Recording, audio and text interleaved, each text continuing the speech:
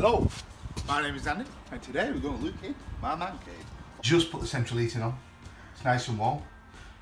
I've just closed the door behind me. As you can see, I'm in the middle of rebuilding 3 motorbikes. That's kind of mothballed at the moment, that's a GS30S. This is an RD350LC that I've had since I was 18. So it's 36 years old.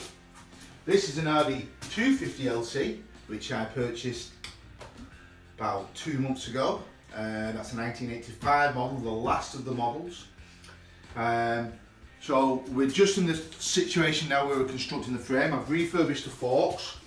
I have the frame sandblasted and powder coated.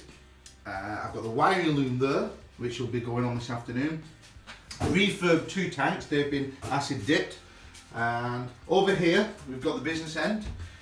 I've had my cases vapor blasted. And yesterday, I put a replacement gearbox in. However, I'm not 100% happy. So I'm going to do a bit of tweaking there. I've got a couple of other gearboxes that I can play with. It's just a little bit too noisy for my liking.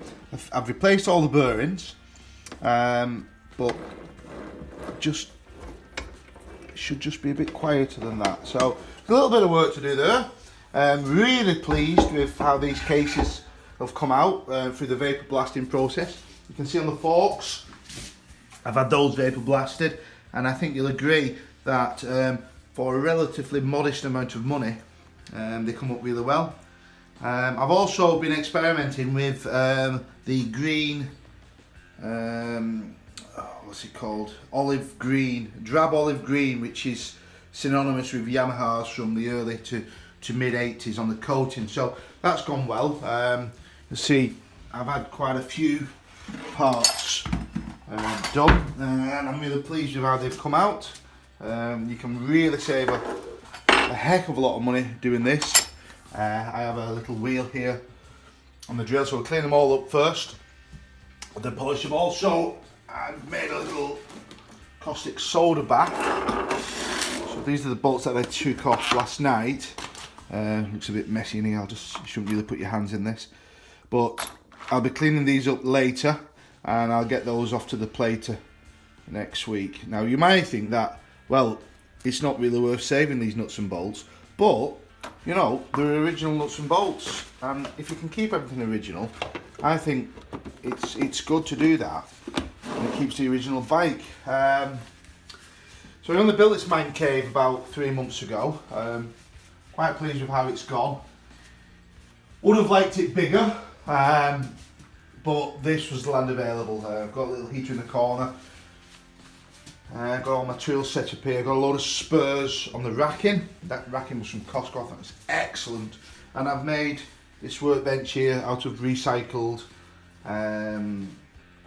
worktops. They were from my old kitchen. It gives some really good storage there. I've got to, hopefully we're going to have a TV on the wall. I'm going to have a little settee in the corner there. And maybe a little bar here, if only. These are good. Got these off Norbo last week at the Stafford show. I think they're the last of the Nikon pipes. Pretty cheap really, considering what they cost me, just a couple of £100. And they are going to go on to the 350LC, which I'm going to make into a fire-breathing monster. With the 250LC, because basically I know it looks a little bit tired at the moment, but everything's standard, so I'm going to put that back. Absolutely matching numbers, standard, absolutely as come out of the showroom. Probably going to cost me maybe £2,000 to get it up to that standard, but these bikes now are going for an incredible amount of money. You know, you're looking at £5,500 for matching numbers UK 250, and for a good LC 350.